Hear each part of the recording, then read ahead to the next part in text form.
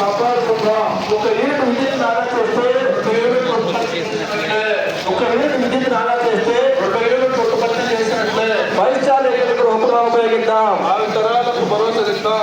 5 star rated ఉపకరణాలు ఉపయోగిద్దాం. కరెంటును ఆదా చేద్దాం. సోలార్ ప్యానెల్స్ పెట్టుకుందాం. కరెంటు బిల్లును తగ్గిద్దాం. సోలార్ ప్యానెల్స్ పెట్టుకుందాం. కరెంటు బిల్లును తగ్గిద్దాం. విద్యుత్ పొదుపు ప్రగతికి మలుపు. విద్యుత్ పొదుపు ప్రగతికి